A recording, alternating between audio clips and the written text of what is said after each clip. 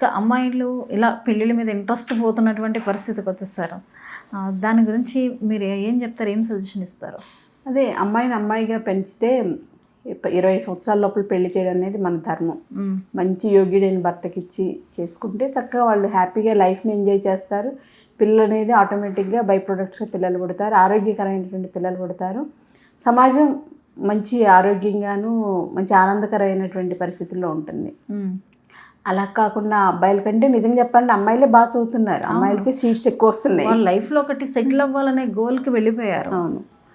So career అనేది main ఇంపార్టెంట్గా తీసుకుంటున్నారు కాబట్టి ఆటోమేటిక్గా ఇప్పుడు మా జనరేషన్ ఉంటే మేము రెండు ఈక్వల్గా బ్యాలెన్స్ చేసుకుంటూ చేసాం. అటు కుటుంబ బాధ్యత మర్చిపోలేదు, ఇటు ప్రొఫెషనల్గాను టాలెంట్ని ఎక్కడ తగ్గించుకోకుండా రెండు విషయాల్లోనూ కష్టపడ్డాం. లక్కీగా సక్సెస్ అయ్యాం. ఇప్పుడు అమ్మాయిలు మా అంత ఓపికగా ఉండట్లేదు కాబట్టి ఎందుకు వచ్చిందిలే సంసారం, దుప్పటి మడత పెట్టకపోయినా గొడవలు అవుతాయి, ఇక్కడ వస్తూ అక్కడ పెట్టకపోయినా ఊరుకోరు, ఇవన్నీ ఎందుకు వచ్చిన గోల, నేను ఆడికంటే ఎక్కువ సంపాదిస్తున్నాను, నేను ఆడికి భయపడేది ఏంటి అనేది ఆలోచన వస్తున్నారు. అమ్మలు కూడా అలా చెప్తున్నారు, నీడు కాబట్టి ఇంకొకరిని చేసుకోవచ్చు వచ్చేయి అని చెప్పేస్తున్నారు, ఒకళ్ళు పెళ్ళి అయిన వాళ్ళు కూడా. సో ఆ సమాజంలో మరి పాత రోజుల్లో అసలు అది పుట్టింటికి అసలు రానిచ్చేవాళ్ళు కాదు. నీకు ఏదైనా చావైనా రేవైనా నీకు అక్కడే అత్తవారిల్లే అని చెప్పేవాళ్ళు కదా, అప్పగింతలు అదే కదా. ఇప్పుడు మారిపోయేసరికి అసలు అమ్మాయిలకి కేర్ ఫ్రీ యాటిట్యూడ్ వచ్చింది. దానివల్ల పెళ్లి చేసుకోవాలి, చక్క బుద్ధిగా సంసారం చేసుకోవాలి అనేది మర్చిపోయారు అందరూ. డబ్బులు సంపాదిస్తారు, అన్నీ కొనుక్కుంటారు, అసలైన ఆనందం ఎక్కడుంది అనేది ఎప్పటికో తెలుస్తుంది. సో ఇలాంటి వాళ్ళకి ఏంటంటే ఆల్రెడీ థైరాయిడ్ ప్రాబ్లమ్స్ స్టార్ట్ అయిపోతాయి, ఒబిసిటీ స్టార్ట్ అయిపోద్ది, పీసీఓడి ప్రాబ్లమ్స్, యూటరస్ ఫంక్షనింగ్ కూడా సరిగ్గా ఉంది. చాలామంది నా దగ్గరికి బిలో 20 years 9 monthsకి ఒకసారి 6 monthsకి ఒకసారి పీరియడ్స్ వస్తుందని చెప్పేసి వస్తున్నారు. అసలు అది ఊహించలేము మనం. సైకిల్ అంటే ఎవరికైనా 28 daysకి రావాలి కదా. సో నేను అప్పుడు వాళ్ళకు కూడా panchakarma treatments without any medication, panchakarma treatment just 7 days course చేస్తే 9th dayకి పీరియడ్స్ వచ్చేసింది. ఈ మధ్య కేసు జడ్చర్ల నుంచి ఒక అమ్మాయి ఇంజనీరింగ్ స్టూడెంట్ వచ్చింది. అంత మంచి కేసులు ఉంటే నేను మానేసి హౌస్ వైఫ్కి ఇంట్లో ఎలా కూర్చోగలను? అసలు 9th day కల్లా వచ్చింది. సరేమ్మా జస్ట్ అశోకారిష్ట ఇలాంటి సింపుల్ మెడికేషన్ ఇచ్చేసి, అసలు మందులు ఇవ్వకపోతే పేషెంట్ సాటిస్ఫాక్షన్ ఉండదు కొంతమందికి. మందులు ఇచ్చేసి లివర్ ఫంక్షన్ కూడా ఇంప్రూవ్ అయ్యేలాగా కొన్ని మందులు ఇచ్చేసి వాడుకోమ్మ, జుట్టు కూడా పెరుగుద్ది నీకు అని చెప్పాను. అట్లాగే జుట్టు కూడా పెరిగింది అమ్మాయికి సైమల్టేనియస్గా. ఆ తర్వాత 2nd month మళ్ళీ నిన్న ఒక 3 days బ్యాక్ ఫోన్ చేసి 2nd month కూడా పీరియడ్స్ వచ్చేసిందండి, నార్మల్ ఫ్లో అయిపోయింది, ఇప్పుడు ఏం చేయమంటారు అని.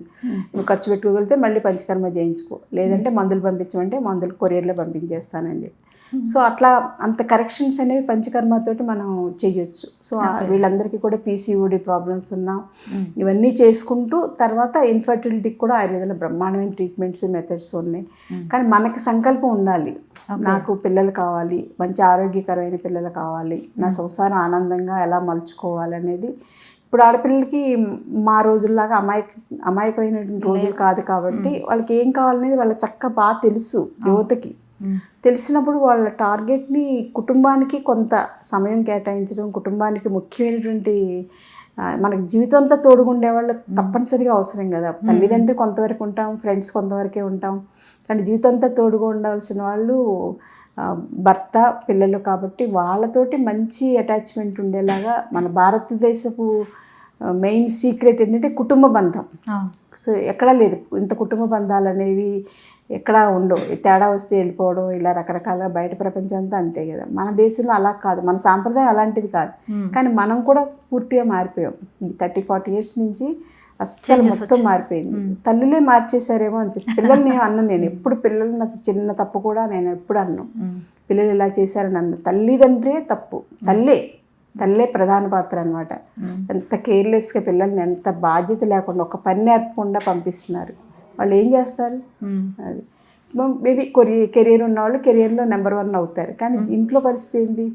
పని మనిషి రాకపోవచ్చు, చుట్టాలు రావచ్చు, మరి సమర్థించుకోవాలి కదా. నేను ఇప్పటికీ మా ఇంట్లో ఎప్పుడు 365 days hair oil, pain oil అలా మరుగుతూనే ఉంటాయి. మాది 4 stoves ఉన్న స్టవ్ అనమాట. ఒకదాన్ని ఇంకా ఎప్పుడు ఆయిల్ కోసం అలా పెట్టేసి ఉంచుతారు, ఏదో ఒక ఆయిల్ మరుగుతూనే ఉంటుంది. మా వారు అంటారు, ఎందుకు ఈ 4 స్టవ్లు నీకు వేస్ట్, ఒక స్టవ్ ఎప్పుడు నీ కిందే ఉంచేసుకుంటా, ఇక 3గా మాకు వాడుకునేది అని అంటారు. ఇంకా అది నాకు కంటిన్యూగా ఉసిరికాయలు దొరికిన ఉసిరికాయలు వేసేసి తయారు చేస్తూ ఉంటాను, దాని కంటిన్యూషన్ మిగిలినవన్నీ తెప్పించి చేస్తుంటాను. అట్లా అది ఆన్గోయింగ్ ప్రాసెస్ అన్నమాట. మరి అందుకనే నా దగ్గర ఆయిల్స్ బ్రహ్మాండంగా పనిచేస్తాయో నాకు తెలియదు. హస్తవాసి అని అంటారు కానీ ఏమో నేను కమిట్మెంట్తో చేస్తున్నాను కాబట్టి అది మేబీ బాగా పనిచేస్తామో అనుకుంటాను నేను. అట్లా ఏంటంటే మన కమిట్మెంట్ అనేది, డెడికేటెడ్ ఇది అనేది మన యాటిట్యూడ్. ఆడపిల్లల సృష్టికి మూలం. భగవంతుడు కూడా మగవాడే. భగవంతుడు పిల్లల్ని పుట్టించాలన్నా పుట్టించలేడు. సో ఒక్క స్త్రీకే అవకాశం ఇచ్చాడు భగవంతుడు. సో సృష్టికి ప్రతిసృష్టి చేయగలిగిన మూర్తి ఎవరు అంటే స్త్రీ. అంత గొప్పగా స్త్రీగా జన్మించడం అనేది అంత గొప్ప విషయం. ఈ మధ్యలో మనకి స్త్రీలు పనికిరాని వాళ్ళ కింద, డబ్బులు సంపాదన చేతకాని వాళ్ళ కింద, మా ముందు జనరేషన్, మా మదర్ జనరేషన్ ఉన్నారనుకోండి, వాళ్ళకి అసలు స్త్రీగా గౌరవం తెలియదు.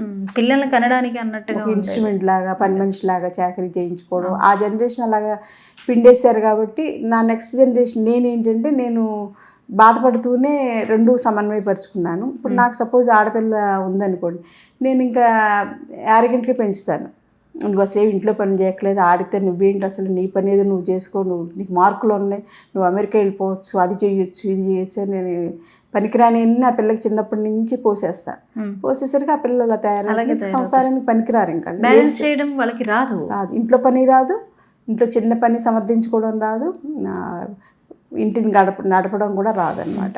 అసలు ఇంటిని నడపడం అనేది ఎంత స్కిల్ఫుల్ టాలెంటో, అది ఆడవాళ్ళకి ఇచ్చిన అవకాశం భగవంతుడు. మగవాళ్ళు అలా చేయలేరు. మనం చేసినంత ఓపికగా, అంత నేర్పరితనంగా, అంత ఓర్పుతోటి అసలు వాళ్ళు చేయలేరు. ఎంతమంది 10 మంది చుట్టాలు వచ్చినా, ఎంతమంది వచ్చినా సమర్థంగా చేసుకురాగలం. ఇల్లంతా నీట్గా సెట్ చేసేస్తా 5 నిమిషాల్లో. అంతకుముందు అన్నీ ఎలా పడితే అలా ఉన్నదని. ఆ నేర్పరితనం ఆడపిల్లల్లో చిన్నప్పటి నుంచి తల్లి నేర్పించాలి ఆటోమేటిక్గా. మా అమ్మగారు, నేను మామూలుగా మంచి క్లవర్, ఆటలో పాటలు అన్నిట్లో ఛాంపియన్ని. ఎప్పుడు ఏదైనా చిన్న పని చేయకపోతే, ఇప్పుడు బాగానే ఉంటుంది, అత్తగారింటికి వెళ్ళాక ఏ పని చేయకుండా నేర్పకుండా పంపించారని నన్ను తిడతారంటే, నేను అసలు అత్తగారింటికే వెళ్ళను. నువ్వు ఎందుకు భయపడతావు, నేను జాబ్ చేసుకుంటాను, ఇందిరాగాంధీలాగా నేను స్వేచ్ఛగా ఉంటాను అనేదాన్ని నేను. కానీ తప్పదు, వయసుతో పాటుగా పెళ్ళి తప్పదు, పెళ్లితో పాటు బాధ్యతలు తప్పు. ఇదేంటంటే ఇప్పుడు తల్లులే ఆ మాట అంటలేదు కదా, మా అమ్మగారు అన్నట్టుగా ఎవరు అంటల్లా. అనుకుండా నువ్వెందుకు చేయాలంటే వీళ్ళు ఇంకా ముందే తయారవుతారు. మొక్కలకు నీళ్లు పోయడంలో కూడా ఒక ఆర్ట్ ఉంటుంది. మొక్కలు మళ్ళీ లోపల ఆకులు వస్తుంటే మనం దాన్ని ఆనందించవచ్చు, దాని పువ్వులు వస్తే ఆనందిస్తాం. అవన్నీ కూడా స్త్రీలలో ఒక రకమైనటువంటి మనోవికాసం, మనస్సు రిలాక్స్ అవ్వడానికి ఒక ప్రకృతి ఇచ్చినటువంటి అవకాశాలు. ఒక ముగ్గు వేస్తే అందమైన ముగ్గు, అది మనకు ఎంతో ఆత్మసంతృప్తినిస్తుంది. చీర మీద ఎంబ్రాయిడరీ చేస్తే ఎంతో మనసుకు ఆనందంగా ఉంటుంది. అవన్నీ సాఫ్ట్ స్కిల్స్, అవన్నీ ఆడవాళ్ళ సొంతం. మగవాళ్ళకి అందులో ఎంజాయ్మెంట్ ఉండదు. ఒకవేళ చేసినా వాళ్ళు ఏదో మిషనరీగా డబ్బుల కోసం చేస్తారు. మగ్గ వర్క్స్ అంతా జెంట్సే చేస్తారు, కానీ అందులో ఆస్వాదించరు వాళ్ళు. సో అందుచేత ఏంటంటే స్త్రీ అనేది చాలా సృష్టికి చాలా ప్రకృతి అంటే స్త్రీ, పురుషుడు అంటే పురుషుడు. సో ప్రకృతితో మమేకమైనటువంటి జీవితం గడపాలంటే స్త్రీలని చిన్నప్పటి నుంచి కూడా ఒక చక్కటి పద్ధతిలో పెంచుకోవాలి, ఒక యువరాణిలాగా పెంచుకోవాలి. అలా అని ఇప్పుడు నాకు తెలిసి, నేను అమలాపురంలో వర్క్ చేశాను, నాకు చాలా మంచి మంచి క్లోజ్ ఫ్రెండ్స్ ఉండేవాళ్ళు. అమ్మాయిలకి అన్ని పనులు నేర్పించేసేవాళ్ళు చిన్నప్పుడు, బోల్డ్ పనులు అనమాట. ఎంబ్రాయిడరీ దగ్గర నుంచి వంటలు కూడా అసలు వాళ్ళు చేసినట్టు నాకేమీ రాదు, అంత బాగా చేసేవాళ్ళు. చాలా డబ్బు ఉన్నవాళ్ళు మళ్ళీ, పెద్ద పెద్ద ఫ్యామిలీస్ అన్నమాట, జమీందారీ ఫ్యామిలీస్. చక్కగా అత్తగారింటికి వెళ్ళాక హాయిగా వంటింట్లో పని చేసుకుంటూ, ఇంటికి వచ్చిన వాళ్ళందరినీ బాగా చూసుకుంటూ, చదువులు కూడా బ్రహ్మాండమైన చదువు, నాకన్నా క్లవర్ స్టూడెంట్స్ వాళ్ళు. అయినా సరే స్త్రీగా వాళ్ళ ధర్మం ఎక్కడ వాళ్ళు పోకుండా మెయింటైన్ చేసుకోవాలి. అలా కొన్ని కుటుంబాల్లో ఆ సాంప్రదాయం అనేది ఉంది కాబట్టి